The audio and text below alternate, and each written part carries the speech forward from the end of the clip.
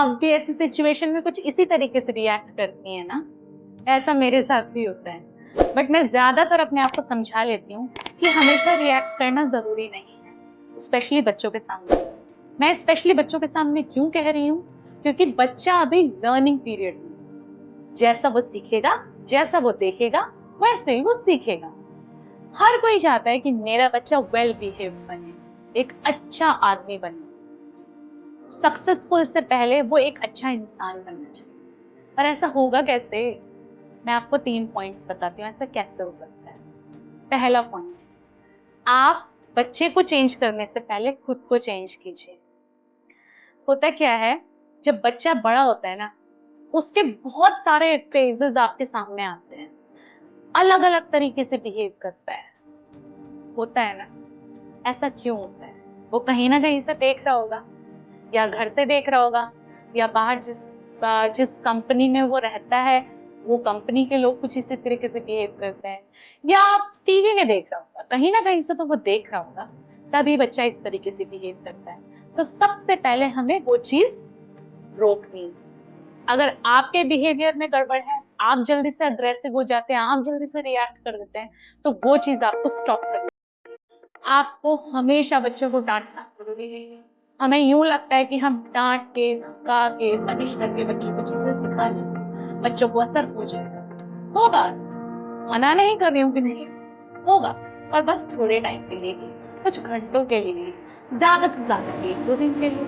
लेकिन थोड़े टाइम बाद आप देखेंगे कि बच्चा अपने पुराने मूड में वापस आ गया। तो ऐसा क्या किया जाए जिससे बच्चा पुराने मूड में वापस ना आ पाए? सबसे पहले आप खुद को बदलो। खुद को बदलने के लिए आपको थोड़ी सी प्रॉब्लम होगी, क्योंकि आप बहुत टाइम से वही बिहेवियर कैरी करती हुई आ रही है।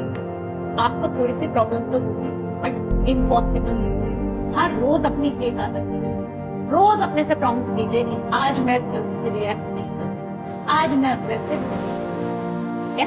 जो आपने वीडियो देखा, आपने ये वीडियो देखा कि बच्चे से पानी पीते हुए ग्लास छूट गया और उसने बहुत जल्दी रिएक्ट किया, बहुत टाइम जरूरी नहीं था। और एक तरीका था बच्चों को समझाने का। कैसे?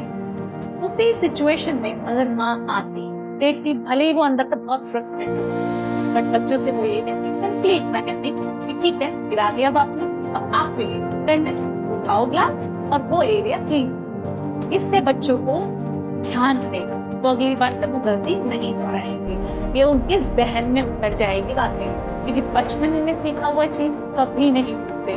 आप अल्फाबेट्स ले लीजिए, आप काउंटिंग ले लीजिए, आप अ से ना ले लीजिए, कभी भी नहीं भूलेंगे, ये आप सारी भूल रहे हैं, क्योंकि ये चीजें हमारे जहन में उतर चुकी। तो बच्चों के जहन में उतारिए चीजें, ना कि उनको फोर्सफुली चीजों को करने पर मजबूर कीजिए। फोर्सफुली कोई भी चीज अच्छे से नहीं होता, ये आप भी मानते हैं ना? तो बच्चे को चेंज करने से पहले आप खुद को चेंज कीजिए, उसके जहन में उतारिए चीजें। दूसरी चीज, अगर आप चाहते हैं कि बच्चा आपका वेल बिहेव हो, तो दूसरी चीज आप ये कर सकते हैं कि बच्चों को अपने डेली रूटीन में उसकी इन्वॉल्वमेंट रखें। कैसे रख सकते हैं? जैसा कि आप घर के काम करती हैं, सारा दिन आप काम करती है घर के, तो आप अपने बच्चे का इन्वॉल्वमेंट उसमें भी रखिए। मैं ये नहीं कह रही हूँ कि आप उससे बड़े-बड़े काम करवाने लग जाइए, आप उससे झाड़ू पोछा करवाइए, बर्तन धुलाइए, नहीं। लेकिन आप एटलीस्ट उससे चीजें अरेंज करवा सकती हैं। कैसे? सपोज बच्चे ने अभी पढ़ाई करके हटा है, ठीक है, बच्चे ने अभी पढ़ाई की है, उसकी बुक्स वहीं बिखरी हुई है, तो आप बच्चे से कहिए कि आपने पढ़ाई कर लिया, अब इन बुक्स को ठीक से अरेंज करके उसकी जगह पे वापस रख दी जाए, है ना? आप ड्राइंग रूम की सफाई करनी है, आप अपने बच्चे से कह सकते हैं कि आप चीजें ठीक से अरेंज कीजिए कि जिस तरीके से आपका रूम एकदम क्लीन लगे, आपका ड्राइंग रूम एकदम क्लीन लगे। उसके रूम्स की चीजें आप उससे खुद ऑर्गेनाइज करने के लिए बोल सकते हैं, खुद ठीक जगह पे लगवाने के लिए बोल सकती हैं। इससे आपका बच्चा, आपको पता भी नहीं लगेगा कब ऑर्गेनाइज हो जाएगा। आपके बच्चे को खुद ऐसा पसंद नहीं आएगा कि वो फैली हुई चीज में बैठा हुआ है, वो अच्छे से ऑर्गेनाइज्ड करके फिर बैठा करेगा आपका बच्चा। और ये एक बहुत अच्छी हैबिट है, मैंने ज्यादातर बच्चों में देखा है, यहाँ आजकल के बच्चों में उनको कोई मतलब नहीं है कि उनके आसपास की चीजें क्या हो रही है, क्या चल रहा है, चीजें बिखरी पड़ी है, बिखरे रहने दो, चीजें साफ नहीं है, ऐसे ही है। वो चीज नहीं होनी चाहिए। आपको अपने बच्चे को सिखाना है कि ये चीजें भी जीने के लिए बहुत जरूरी है ना। और तीसरी चीज, आप अपने बच्चे के साथ एक अच्छा बॉन्ड बनाइए। अब आप अपने बच्चे के साथ एक अच्छा बॉन्ड कैसे बना सकती है? जाहिर सी बात है, देखिए जैसे वो अभी आपके डेली रूटीन में अपनी इन्वॉल्वमेंट दिखा रहे है ना, उससे तो एक अच्छा बॉन्ड बन ही जाएगा।